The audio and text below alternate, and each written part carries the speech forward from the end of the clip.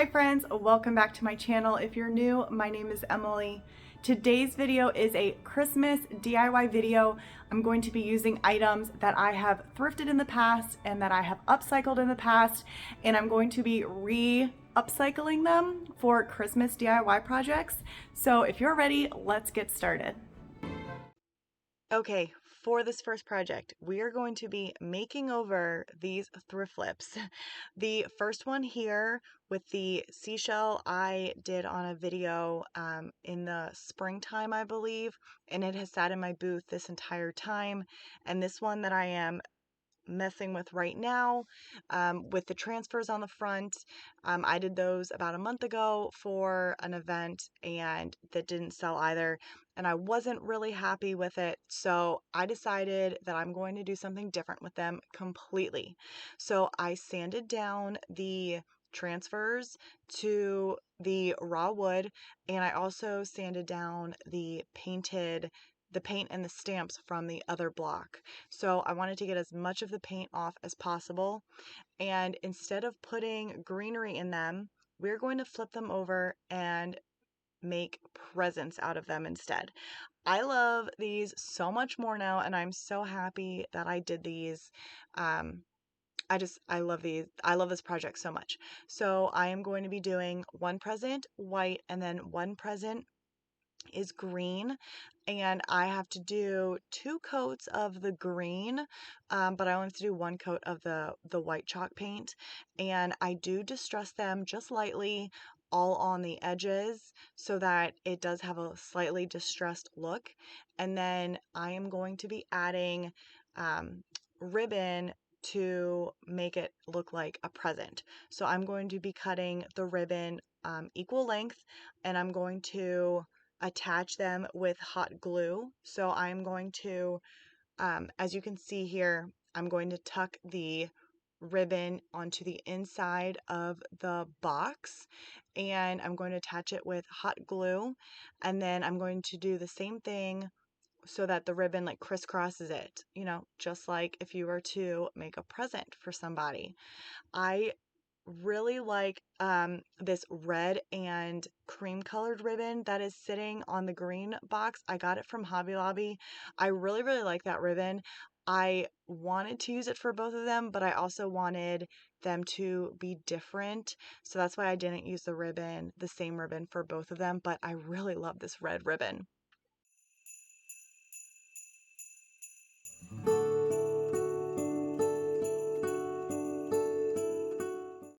Okay, for the bow. I know I've done this bow before, and I don't know if I've done a very good tutorial on it, so I'm going to try and do one again in this video.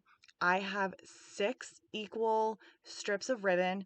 I'm going to fold them in half and pinch in the middle, and then I am going to, once all 6 are folded in half and pinched, I'm going to be using a zip tie to hold them all together in the middle.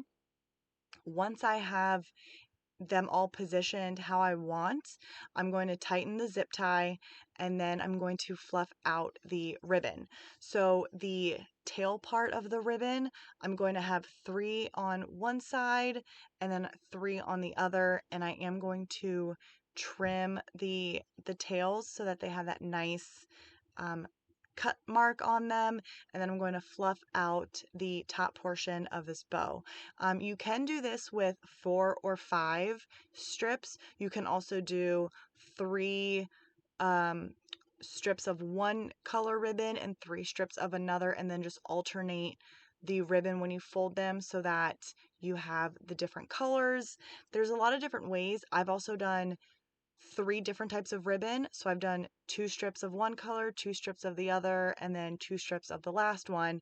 So there's a lot of variety with this type of ribbon. I really like making this ribbon, and it's pretty much the only one that I do make because it's the only one that that I figured out how to make. So this is my go-to ribbon. And then to attach the ribbon to the top, I'm going to be using my staple gun instead of hot glue. I want to make sure that this ribbon does not go anywhere. And I'm going to use the staple gun up as close to the top portion, like where um, the top part of the bow would cover up the staples. That's where I am using the staple gun. And again, I'm just going to refluff it. And once I do the other ribbon, then I decide to add a tag. So there were a lot of suggestions in a couple videos ago when I did the wood Christmas presents. A lot of suggestions were to add a tag to it. So I made sure to add a tag to these presents. And I'm just using these wood blocks. They're actually wood ornaments. I grabbed a pack of these from Amazon last year, and I don't really think I ever did anything with them. So I have a whole pack of them, and I am just going to use this little stamp, and I'm going to do From Santa on both of them. And I wish that I did like Love Santa instead of From Santa, but I didn't. And as I'm like watching this back, I'm like, darn, wish I did Love Santa. But you can do whatever you want to, you can stamp whatever you want, you can handwrite whatever you want.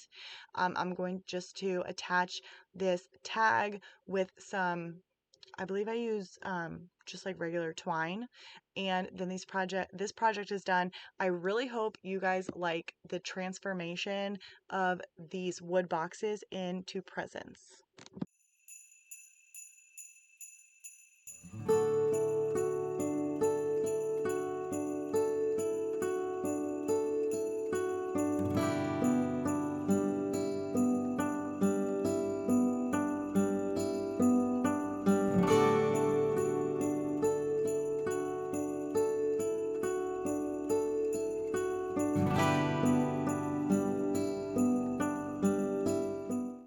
I thrifted these ceramic like cheese pots a while ago, and I have 3 or maybe 4 of them, and they've been sitting in my booth. So I decided to take 2 out and add transfers to them. I'm using the candy cane transfer or candy cane cottage transfer from IOD. I am using one of the holly ones, and then this other like greenery arrangement for the blue one. I really liked those colors with the blue one. This project is really, really simple with the transfer. I am just, it applies to it super easy. And I finally found my burnishing tool, guys. How many videos have I not used my burnishing tool? Finally found it, and I have put it in a place where hopefully I will remember for next time as well. But the burnishing, it was super easy. You can see it's just peeling off, and the transfer is applying super easy. And if you do remove the transfer and part of the transfer stays on the transfer paper, you can just put the transfer back onto your surface and burnish it a little bit harder, and it will come right off. So these transfers are really forgiving, and I really liked how easy these were to apply, considering I've had some trouble in the past with my transfers. But I wanted to add a sealer to it because the transfers were very matte compared to the shininess of the crock, and also just to protect the transfer as well. So I'm just using ultra flat polyacrylic, and I'm only applying it to the transfer itself. I'm not applying it to the crock anywhere, and the shine or sheen from the polyacrylic really matches the sheen that's on the crock, and it looks like it's all one piece. So I really like how this piece finished, and I hope you guys like this one too.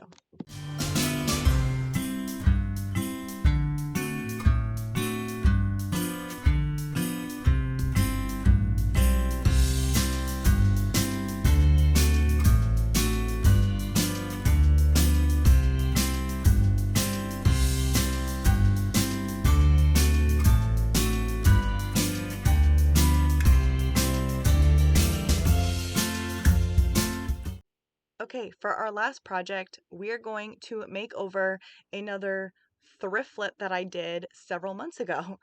I did this Lazy Susan. I also believe in the summertime.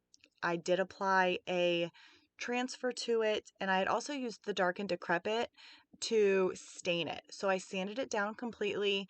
It came off super easy. I used, I believe it was 180 grit, and then I followed it up with 220 to soften everything up, and it sanded really easily. So I decided once I sanded it down, I really actually liked how the natural wood looked. And I am going back and using a stencil. This stencil set I have used in several videos, and I will make sure to link it. You get a set of like 5 or 6 from Amazon. I really like these stencils. This is actually, as you can tell, the first time I have used this stencil. And as I've done in the past, I am going to be using my stencil brush, and I'm going to use black chalk paint for this one. I am going to offload the paint from my brush as best as possible, and I'm going to dab straight up and down. I'm also going to twirl it a little bit with very light pressure and not a lot of paint. That combination will really help prevent as much bleeding as possible. And then once I have it fully stenciled, I'm going to remove the stencil while it is wet. I'm not going to wait for it to dry. And I love this one so much.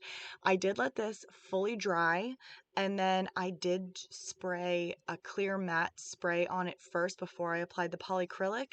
I did not want the polyacrylic to smear the chalk paint at all. I've had that happen in the past even when I've let it sit overnight.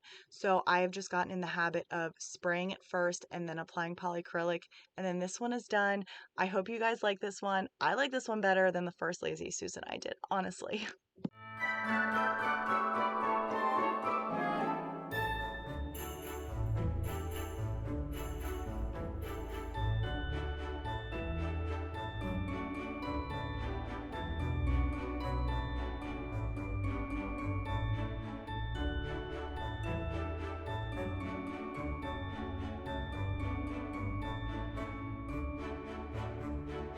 I hope you all enjoyed this video and these projects. Please let me know your favorite in the comments, or just say hi, drop an emoji. I hope you all are having a great Thanksgiving week so far, and that you will have a wonderful Thanksgiving with family and friends as well. If you did like this video, please give it a thumbs up and please consider subscribing, and I will see you all in my next video. Bye guys.